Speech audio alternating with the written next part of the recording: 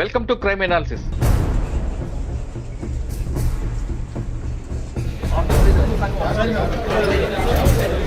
CBI custody కాదు, BJP custody. బయట BJP వాళ్ళు మాట్లాడేది, లోపల సిబిఐ వాళ్ళు కూడా అడుగుతున్నారు. అడిగింది అడుగుతున్నారు. 2 నెలల నుంచి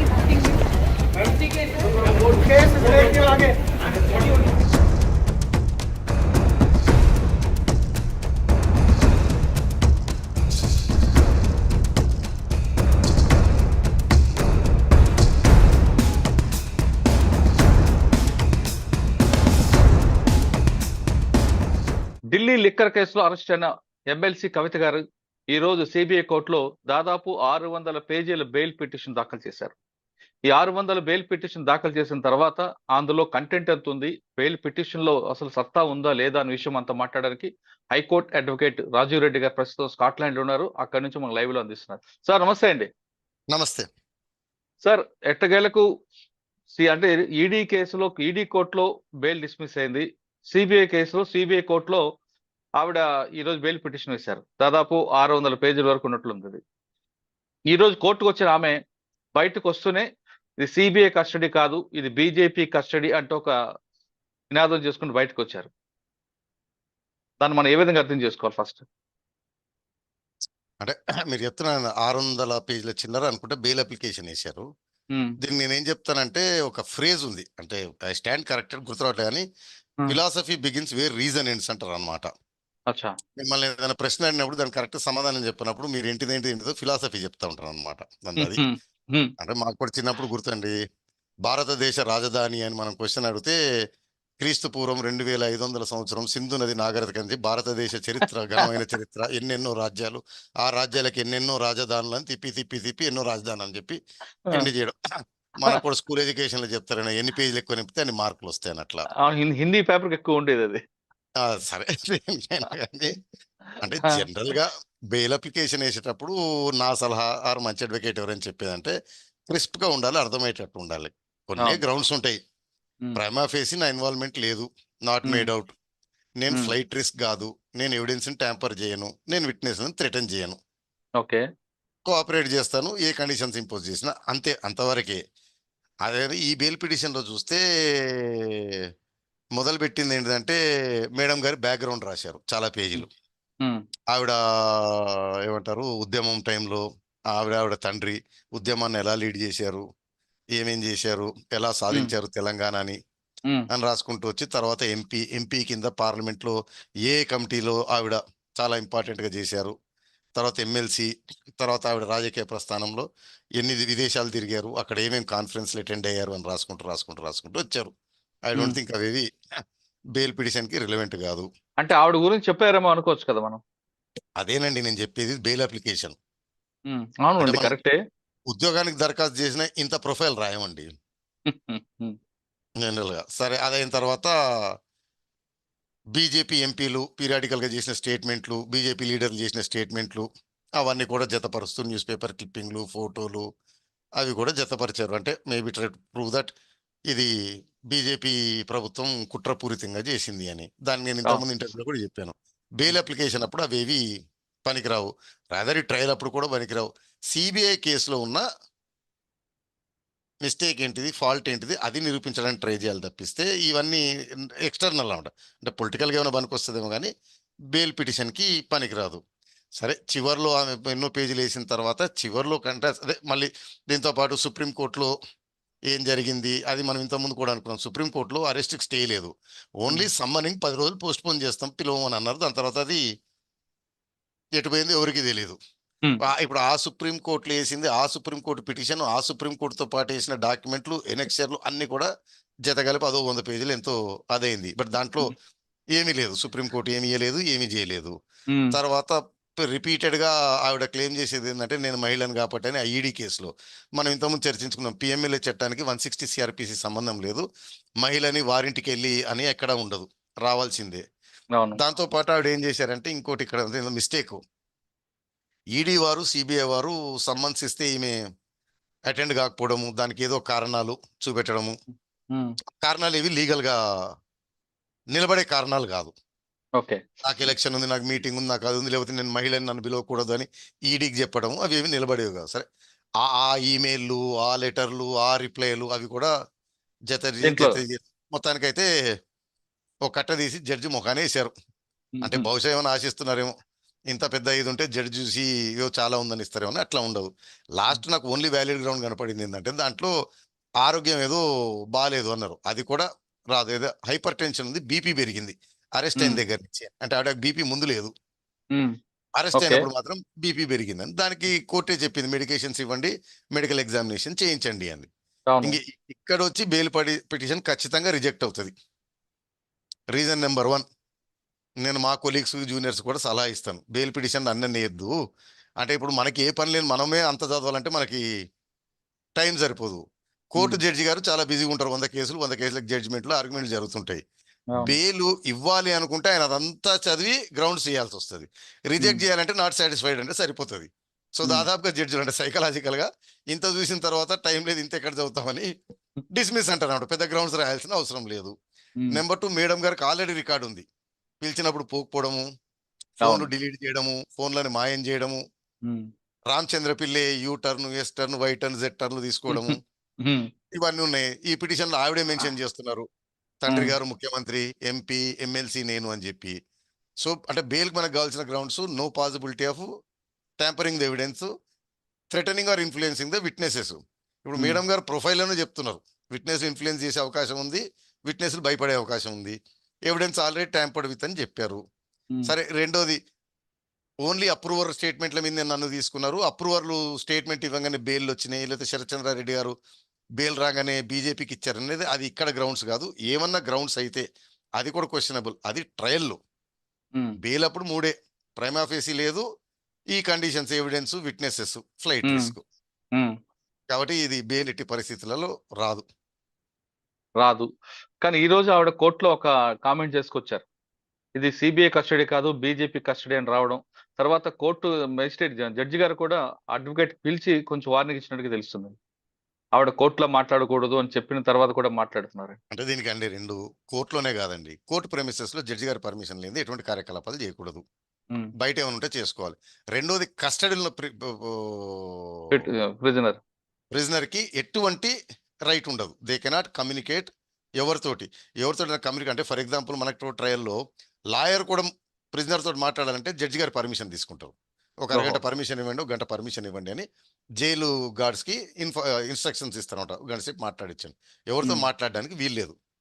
అది ఓకే. ఈ స్టేట్మెంట్లు ఏంటంటే మనకి ఏదో సినిమాలు చూస్తుంటారు, గాంధీది నెహ్రూ చూసినప్పుడు ఇంకులాబ్ జిందాబాద్, ఆజాదీ జిందాబాద్, వందే మాత్రం అని అరిసేవాళ్ళు వాళ్ళు మ్మ్. స్వతంత్ర సమరానికి వెళ్ళి.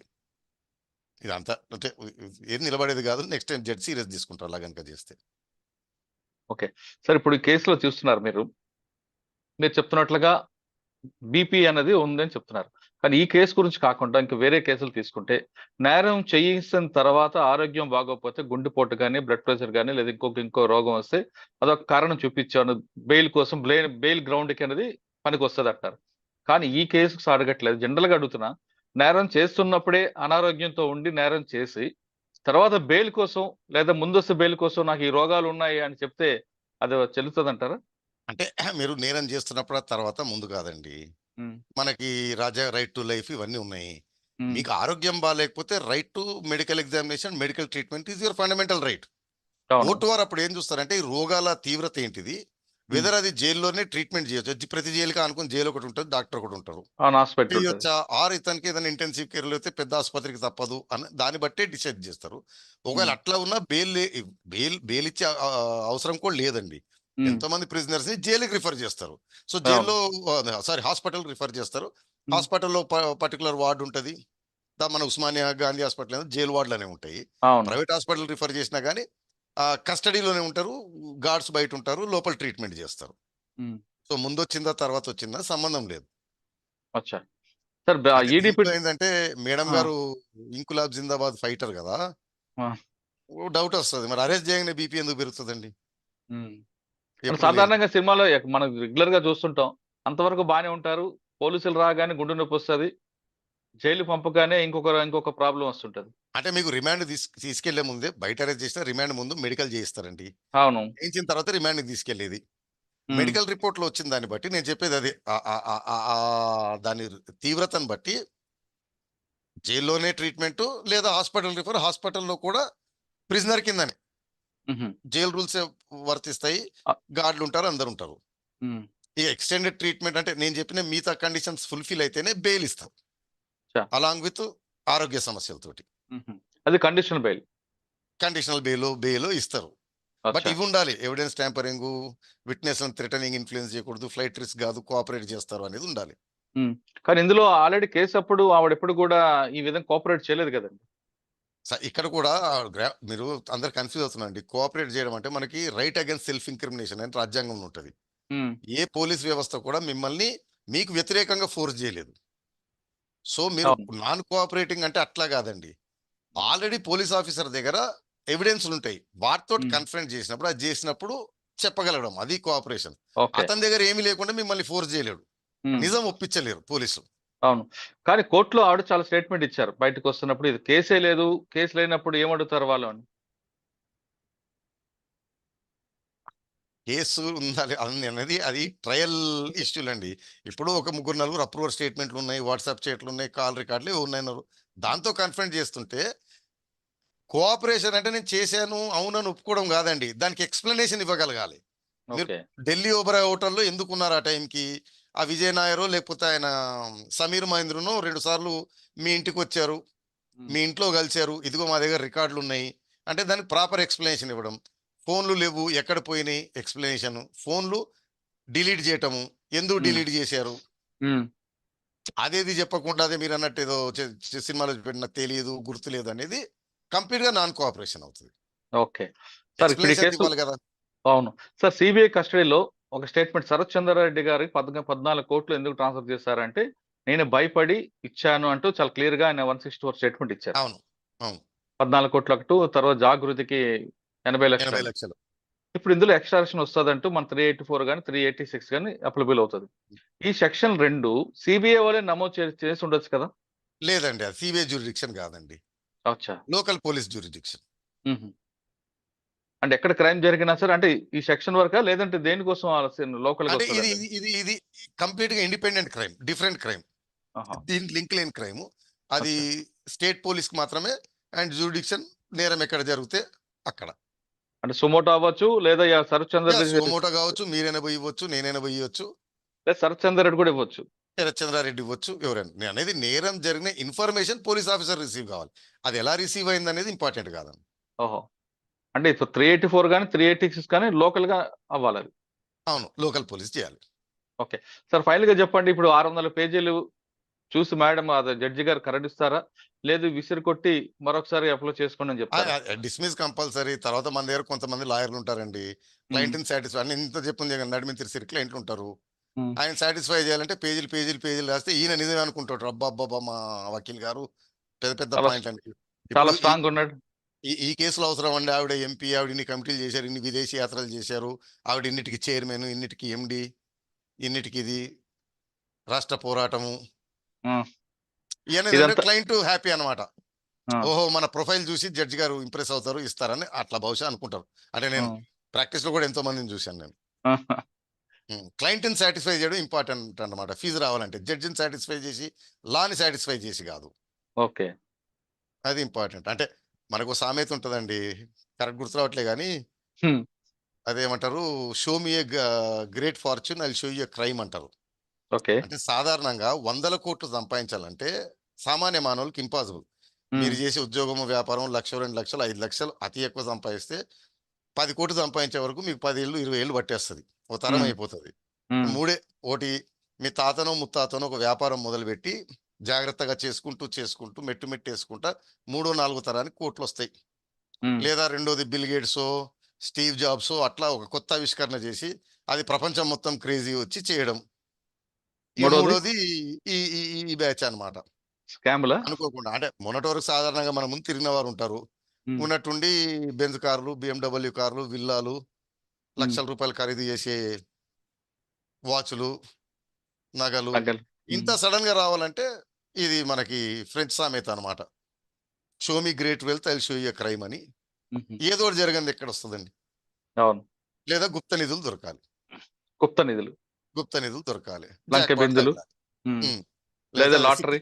లేదా సిక్కిం లాటరీ ఏదో ఉంటది, సిక్కిం కేరళ లాటరీ కానీ అవి. కేరళ లాటరీ కానీ ఉంటది. బెయిల్కి కావాల్సిన ప్రధాన కండిషన్లు ప్రైమా ఫేసి ఇన్వాల్వ్మెంట్ లేదు, అది ఓకే. కుదరదు. అప్రూవర్ స్టేట్మెంట్లు ఉన్నాయి, ఏదో చాట్లు ఉన్నాయి, ఏదో రికార్డులు ఉన్నాయి. ఉమ్, నెంబర్ 2 ఎవిడెన్స్ ని ట్యాంపర్ చేయను, ఉమ్, ఆల్రెడీ ఫోన్లు డిలీట్ చేయటం, ఫోన్లు మాయం చేయటము. నెంబర్ 3 వచ్చి విట్నెస్ లను థ్రెటన్ చేయను, ఇన్ఫ్లుయెన్స్ చేయను, ఉమ్, ఆల్రెడీ అరుణ్ పిల్లే మెలికలు తీరడం.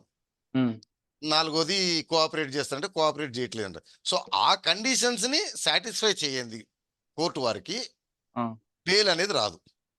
అచ్చా, అంటే ఆ 4 కారణాలు కరెక్ట్ చూపించాలి. సో ఆ 4 కారణాల గురించి ఏమీ రాయలేదు ఈ బెయిల్ పిటిషన్ లో. ఆవిడ ప్రొఫైల్ రాశారు అంతే. ప్రొఫైల్ రాశారు, సుప్రీంకోర్టు రాశారు, సిబిఐకి ఈడీకి వీరికి మధ్య ఉన్న ఉత్తర ప్రత్యుత్తరాలు, మెయిల్, ఈమెయిల్లు, ఆ రిటర్న్ జిరాక్స్ మెయిల్ ఆ జిరాక్స్ ఎట్లా కూడా పెట్టారు. అన్ని పెట్టారు. 600 పేజీలు చేశారు దాన్ని, 600 చిల్లర పేజీలు. అట్లీస్ట్ ఐ హోప్ ఆయన ఒక అడ్వకేట్ ఆర్గ్యుమెంట్ చేసేటప్పుడు మే డ్రా యువర్ లార్డ్షిప్స్ అటెన్షన్ అని చెప్పి ఇదంతా నుంచి డైరెక్ట్ అసలు ఆ బెయిల్ పిటిషన్ అందులో ఎక్కడుంది, గ్రౌండ్స్ ఎక్కడున్నాయి, ప్రేయర్ ఎక్కడుంది చూపెడితే కాస్త కోర్టు వారి సమయం వృధా అండ్ కాకుండా ఉంటుంది. అవతల వారు. తర్వాత దీంట్లో పిటిషన్లు ఇంకో అలిగేషన్లు ఏం చేస్తున్నారు, నిన్న మొన్న కూడా అరెస్ట్ చేసినప్పుడు మాకు నోటీస్ లేదన్నారు, నోటీస్ ఇవ్వరు, ఉమ్, కస్టడీ పిటిషన్. సో ఆ పిటిషన్లన్నీ కోర్టుకి సిబిఐకి బిట్వీన్ అండి. అవును. మామూలుగా మనకి సివిల్ కేసులు వేరే కేసులు అయితే అవతల వ్యక్తికి నోటీస్ ఇవ్వాలి, ఇవన్నీ ఉంటాయి. ఉమ్. వీటిలలో నోటీసులు గట్రా అవి ఇన్ఫర్మేషన్లు ఉండవు, అది కోర్టు సిబిఐ చూసుకుంటుంది అనమాట. ఓకే. దాంతో పాటు ఇంకోటి కూడా రాశారండి. ఫస్ట్ సిబిఐలో విట్నెస్ గా చూపించి తర్వాత ఎఫ్ఐఆర్ లో అక్యూజర్ మార్చారని కూడా వచ్చింది. దీనికి నేను మళ్ళీ ప్రజలందరికీ చెప్తున్నా, చాలా కేసుల్లో ఉమ్, కంప్లైంట్ అంటే తర్వాత ముద్దాయి అవుతాడు. అవును. ఫర్ ఎగ్జాంపుల్ బ్యాంక్ మేనేజరు లాలుచి పడి లోన్లు గీన్లు విచ్చలవిడికి ఇచ్చేసాడు, తర్వాత అది బెస్తుంది, ఎక్కడో బయటపడే ఉమ్, ప్రమాదం ఉంది, ఇతనికి ఎంత ఇతను పరిగెత్తి అతి తెలివిగా అనమాట ఇతనే కంప్లైంట్ ఇస్తాడు అనమాట. సో ఉమ్, ఇన్వెస్టిగేషన్ మొదలైనప్పుడు మీ పేరు ఉండదు, ఆర్ మీరే complainant or witness. Investigation progress అవుతున్నప్పుడు ఇన్వెస్టిగేటింగ్ ఏజెన్సీకి వచ్చిన విషయాల ఆధారంగా కంప్లైంట్ అక్యూజ్డ్ అవుతాడు, విట్నెస్ అక్యూజ్డ్ అవుతాడు, ఒకసారి అక్యూజ్డ్ విట్నెస్ అవుతాడు, ఉమ్, కొంతమంది పేరు తీసేయచ్చు, కొంత అసలు దీనికి సంబంధం లేకుండా కొత్త వ్యక్తి దీంట్లోకి రావచ్చు. అది. ఇవి గ్రౌండ్స్ కదా నేను చెప్పేది, అదే పేజీలు నింపడం కోసము ఉమ్, క్లయింట్ అని ఇంప్రెస్ చేయడం కూడా ఒక ఉంటుంది అనమాట. ఇది అసలు విట్నెస్ నిన్ను అక్యూజ్ ఎట్లా చేశారు దీనిపైన కొట్టిచ్చేస్తాను తీసుకెళ్తుంటాను అనమాట. ఇదో మా దగ్గర మార్కెటింగ్. చాలా మంది అడ్వకేట్లు చెంచల్ కూడా లోపల దూసేంత వరకు కూడా మనమే మనదే మనదే మనదే అంటుంటారు. చెంచల్ కూడా దూసిన తర్వాత ఈ జడ్జికి తెలియలేదు, మనం పై జడ్జికి వెళ్దాము, అసలు వీడికి నేను చెప్పినదే అర్థం కాలేదు, పెద్ద కోర్టుకి వెళ్తాను అక్కడ ఇరగ తీస్తా అంటుంటారు అనమాట.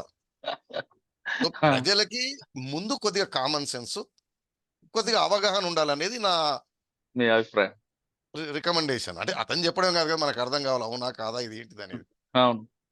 మీరు అసలు విట్నెస్ నుంచి అక్యూజ్ చేశారు చూడండి, అకార్డింగ్ టు సెక్షన్ 225(22) ఇది ఉమ్, చెల్లదు అంటారు అనమాట. ఇతను ఆ మైండ్ లో ఉంటాడు కాబట్టి నమ్ముతా ఉంటాడు.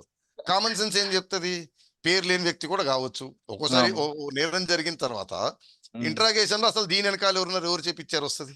అవును. ఒక్కోసారి కరెక్ట్. విట్నెస్ అనుకున్న అతను అక్యూజ్ అవుతాడు, చాలా కేసులు అవును. అక్యూజ్ విట్నెస్ అవుతారు. అవును. ఇప్పుడు ఈ కేసులోనే శరత్ చంద్రారెడ్డి మాగుంట రాగా అక్యూజ్ నుంచి విట్నెస్లు అండి. రేపు ఉమ్, మేడం గారేమో విట్నెస్ టు అక్యూజ్డ్, ఉమ్, మరి అక్యూజ్ టు విట్నెస్లు ట్రాన్స్పోజిషన్ అంటారు. Yes. సిట్యుయేషన్ బట్టి మారుతా ఉంటాయి. దానిపై మొత్తం మీద తీసుకుంటే కవితకి బెయిల్ ఇప్పుడు రాదన్నది విషయం చాలా స్పష్టంగా తెలిసింది. బెయిల్కి కావాల్సిన కండిషన్ పెట్టకుండా ఆమె ప్రొఫైల్ అంతా చెప్పడం అనేది ఒక విధంగా బెయిల్ని మేజిస్ట్రేట్ గారు, జడ్జి గారు అడ్డుకోవడానికి ఒక ప్రధాన అంశంగా కనిపిస్తున్నారు రాజీవ్ రెడ్డి గారు. ఇది కవిత గారి బెయిల్ పిటిషన్ పై రాజీవ్ రెడ్డి గారి విశ్లేషణ. మరో అంశంలో మళ్ళీ కలుద్దాం. అంతవరకు నమస్తే. Thank you sir. Thank you very much.